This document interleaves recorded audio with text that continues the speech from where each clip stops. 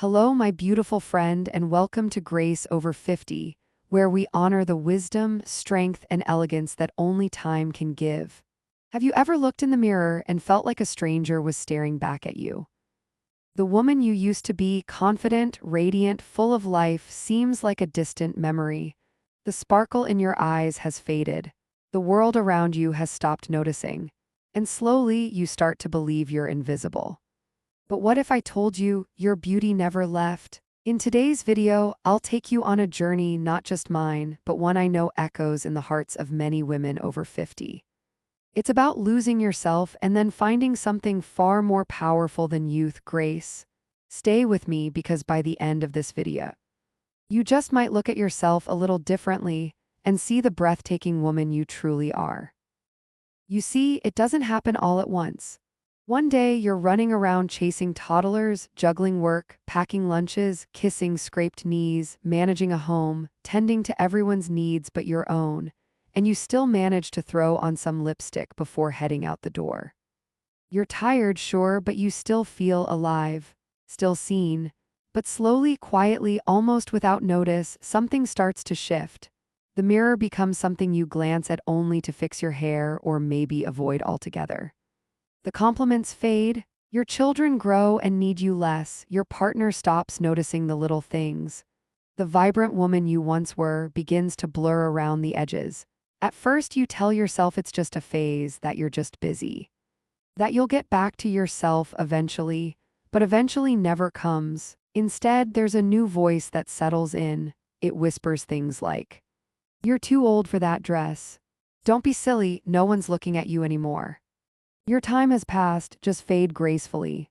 You don't even realize how much you're shrinking until one day you wake up and feel completely invisible, not just to others, but to yourself. The woman who once laughed loudly, wore red lipstick just because it made her feel powerful, danced barefoot in the kitchen, or stayed up late dreaming about the future. She's now gone quiet. She's buried under layers of responsibility, fatigue, guilt, and a cultural narrative that tells women, once you're over 50, your story is done.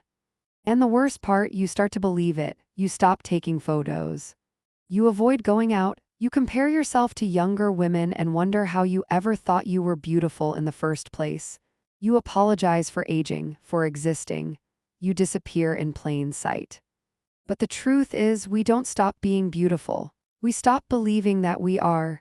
We give the world permission to define our worth, and the world, sadly, is blind to the kind of beauty that deepens with time. That was me. For years, I floated through life like a ghost of who I used to be. I smiled, I functioned, I checked the boxes. But deep down, I had forgotten something sacred, that I was still here, that I was still worthy, that I was still beautiful. And if you've ever felt this way, even for a moment, I want you to know you're not alone. What comes next changed everything for me, and it might change something in you too. It happened on an ordinary Tuesday. I wasn't expecting anything different. I had just finished folding laundry, the news was playing softly in the background, and I glanced at my reflection in the hallway mirror on my way to the kitchen. And I paused. I don't know what made me stop that day. Perhaps the light was softer, perhaps I was just a little slower. But something about the way I caught my own eyes, it made me look again. For the first time in a very long time, I didn't rush past the mirror. I stood there, still, silent, looking, and I saw her, not the woman I had become, the one I had spent years criticizing, minimizing, ignoring. No. I saw the woman I used to be, peeking out from behind the quiet sadness. Her eyes were still kind. Her cheekbones still carried the strength of every challenge she had faced. Her lips, though thinner now, still knew how to smile with grace. She was older, yes, but she wasn't less. She was more, and that's when it hit me. I had spent years grieving the girl I used to be. When I should have been celebrating the woman I had become, I reached up and touched my face gently. Not to fix anything, not to smooth a wrinkle, but to say, I see you, I've missed you. It was a moment of quiet recognition and overwhelming emotion. Tears welled in my eyes, not because I was sad, but because I realized how long I had gone without truly seeing myself. I had offered love to everyone around me, children, friends, strangers even, but I had forgotten to offer it to the one person who needed it most: me. That day, I didn't suddenly become someone new. There was no dramatic makeover, no bright lipstick, no glamorous transformation, but something far more powerful happened. I made a decision. I decided I would no longer abandon myself. I would no longer apologize for aging. I would no longer believe the lie that beauty ends when the world stops applauding. Instead, I would rewrite the script. I would redefine what beauty looks like at 50, 60, 70, and beyond. Not for anyone else, but for me. I brewed a cup of tea. I sat down by the window, and for the first time in what felt like forever, I felt full, not because I had done anything, but because I had remembered who I am. Not the perfect version of me, not the younger version, but the real one, the whole, weathered, resilient, quietly radiant woman that I had become. And that's when everything changed.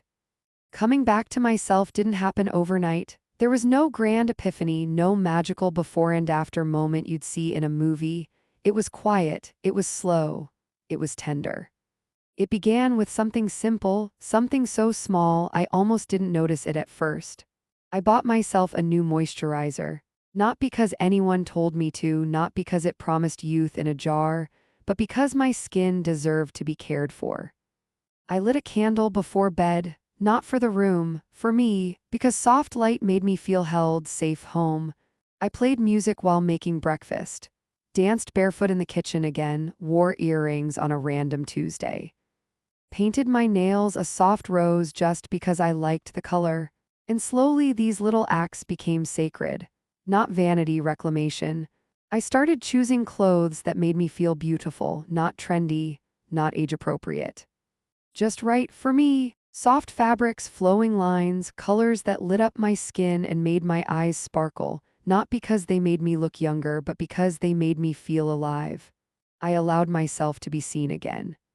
I said yes to the invitation for coffee. I joined a book club even though I felt nervous. I smiled at strangers again and received real smiles in return. But perhaps the most important part of the journey happened inside. I stopped speaking to myself in the language of judgment. I replaced "I'm too old" with "I've lived." I replaced "I'm not enough" with "I've given enough, loved enough, survived enough, I am enough." I replaced "Why bother?" with "Because I still matter." I started writing again, just little journal entries in the morning. Some days they were full of gratitude. Other days they were just honest. Today I feel invisible. But even then I was showing up. For myself, I looked at old photos not with regret but with a smile. That young woman was brave. She didn't know everything, but she loved deeply, tried hard, and gave her best. And now I carry her strength and add to it the wisdom I never knew I'd need. There were hard days, of course, days I felt tired, days I doubted myself. But now I didn't abandon myself on those days. I stayed, I rested. I held space for the ache and trusted that joy would return. And it did.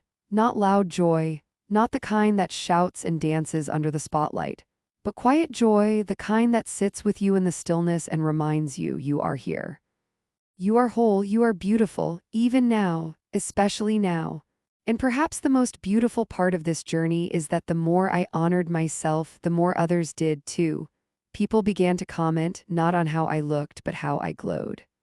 How peaceful I seemed, how I carried myself like someone who had nothing to prove, yet everything to give. I wasn't trying to impress anymore, I was simply being. And in that being, I rediscovered something I thought I had lost. The quiet, radiant power of a woman who has come home to herself. So here I am, not younger, not perfect, but present, whole, beautiful in ways I never understood in my 20s or even in my 40s. I no longer chase who I used to be. I honor her, but I no longer mourn her. Because who I am today is not less than. She is more real, more rooted, more radiant from the inside out. I no longer wait for someone else to see me, I see me. And when I catch my reflection now, whether it's in the mirror or a window or the eyes of someone who loves me, I smile because I know the truth. Beauty was never lost, it was simply waiting for me to come back home to it. And my dear friend, if you've forgotten how breathtaking you are, if the world has told you to shrink, fade, disappear, I hope this video has helped you remember you are not invisible, you are not forgotten, you are not too late. You are here, you are beautiful, and the world needs more of your light. Not less so today. Choose softness, choose joy, choose to see yourself again, and if you felt even a flicker of truth in these words, share this with a woman you love. Leave a comment, tell your story, let this space be a place where we see each other again, because that's how we heal. This is Grace over 50, and I'm so honored you're here.